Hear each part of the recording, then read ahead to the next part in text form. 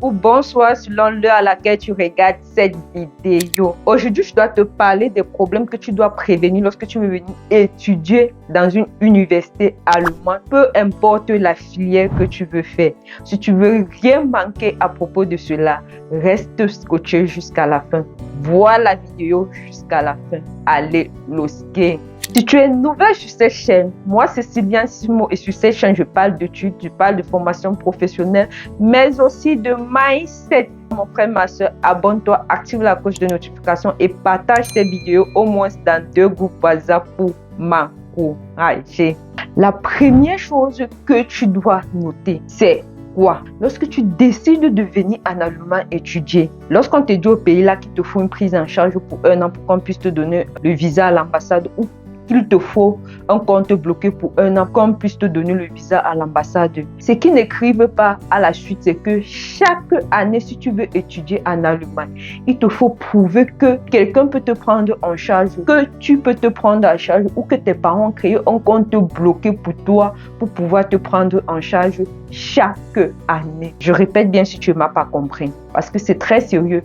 C'est ce qui fait en sorte que lorsque les gens arrivent ici, soit ils ne finissent pas les études rapidement, soit ils se trouvent en train de faire autre chose que étudier parce qu'ils n'avaient pas cette réalité-là. Je me répète, lorsque tu es au pays, on te dit qu'il te faut une prise en charge pour 1 année pour que tu viennes ici en Allemagne faire les études. C'est vrai que depuis le pays, tes parents peuvent cotiser. Si tu n'as pas un oncle, une tante ou une tierce personne qui peut te faire une prise en charge ici en Allemagne, tes parents peuvent cotiser pour qu'on trouve quelqu'un qui peut te faire une prise en charge de 1 an ici en Allemagne. Ça passe. Mais une fois ici en Allemagne et qu'une année est passée, le plus souvent la première année, les gens sont encore en train de faire les cours de langue. Pour ceux qui viennent étudier, la première année, ils sont encore en train de faire les cours de langue.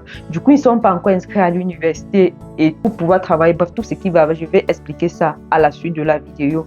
À la 2e année, lorsqu'ils sont à peine inscrits à l'université, on leur dit encore qu'il vous faut présenter une prise en charge pour pouvoir obtenir le titre de séjour. Mais pour renouveler ce 1 an de visa ou pour aller à la police des étrangers pour qu'on te donne ta carte de séjour après 1 an, il te faut encore présenter une nouvelle prise en charge.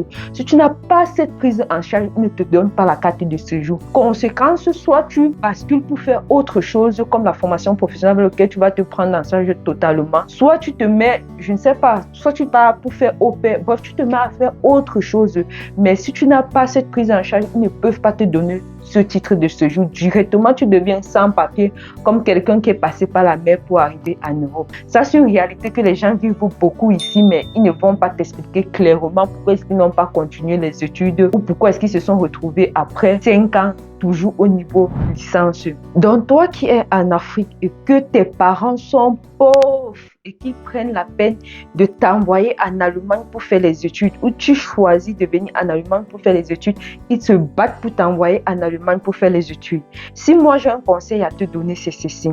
Fais les cours de langue au Cameroun jusqu'à le niveau B2 ou C1 si c'est possible. Parce que une fois que tu auras fait les cours de langue jusqu'à le niveau C1 au pays ou B2, bats-toi pour finir avec les cours de langue, passer ton examen et t'inscrire à l'université en maximum 6 mois. Oui, 6 mois, c'est suffisant. Parce que c'est après que tu sois inscrit à l'université qu'on va te donner l'autorisation de travailler. Tu n'as pas l'autorisation de travailler pendant que tu fais les cours de langue. C'est ce que les gens ne disent pas aussi. Donc, puisque tu n'as pas l'autorisation de travailler, tu ne peux rien faire.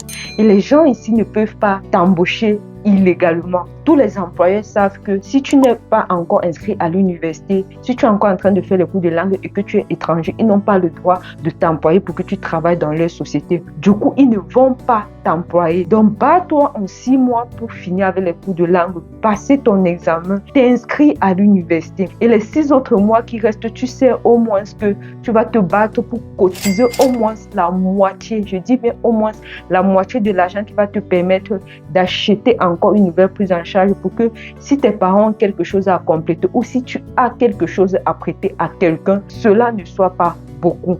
Pourquoi je dis cela? Si tu ne te bats pas jusqu'à ce qu'en 6 mois maximum, tu as fini avec tout ça, jusqu'à ce que tu es en train de travailler, tu vas te trouver en train de prêter encore 1500 voire 2000 euros pour pouvoir acheter une prise en charge une fois déjà sur le territoire. Donc tu es là, tu n'as pas encore fini avec les cours de langue, tu n'es même pas encore inscrit à l'université, mais tu as déjà une dette que tu vas rembourser, hormis de la dette que tes parents ont pris en Afrique, parce que cette dette-là, parfois ils attendent que tu commences à travailler ici pour pouvoir rembourser. C'est ça la réalité. Lorsqu'ils prêtent pour t'envoyer à nouveau, ils ont espoir, même s'ils savent qu'ils peuvent rembourser petit à petit, mais ils ont espoir que c'est toi qui dois rembourser cette dette-là. Même toi-même, tu dis, même sans qu'ils ne te parlent, toi-même, tu prends déjà la responsabilité de pouvoir rembourser cette dette-là.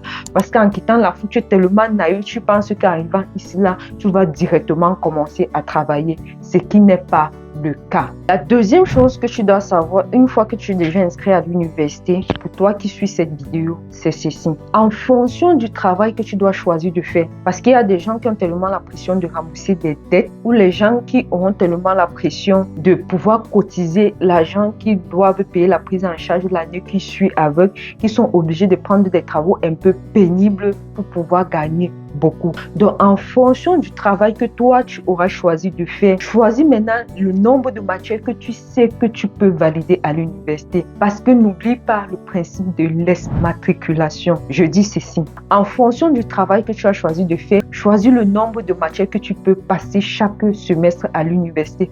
Parce que n'oublie pas, à tout moment, il faut que cette parole soit dans un coin de ta tête. Je risque l'exmatriculation si je compose une matière plus de 3 fois et je ne réussis pas. Choisis uniquement les matières que tu dois faire et composer cette matière-là. Mais en composant cette matière, il faut être sûr que je ne dois pas composer cette matière plus de 3 fois. Donc, il y a des gens qui vont venir, puisqu'ils ont fait au moins 15 matières au bac dans leur pays, ils pensent que ici, là, au premier semestre, ils peuvent prendre toutes les matières qu'ils ont à faire. Ensuite, ils partent faire des jobs difficiles et vont valider toutes ces matières-là, viso, comme on dit souvent. Mon frère, ma soeur, tu peux valider comme tu peux ne pas valider. Donc, au préalable, si j'ai un conseil à te donner, c'est que mets-toi dans des conditions que si j'ai choisi de faire cette matière, il faudrait que j'aille jusqu'à l'examen, il faudrait que je compose. Parce que dès que tu choisis une matière, que tu composes cette matière ou pas, parce qu'il y a des gens qui vont dire, je choisis de faire telle matière, telle matière, telle matière. Et par la suite, lorsqu'ils sont fatigués, lorsqu'ils rentrent du boulot ou lorsque les problèmes cassent leur tête, ils n'ont pas le temps d'étudier et disent que je ne dois pas composer cette matière à l'examen. Je dois maximiser mes chances pour valider plutôt les 2 ou les 3 autres matières que je sais que je peux valider. Si tu fais ça devant ton nom à la fin du semestre, on met que tu as échoué cette matière-là.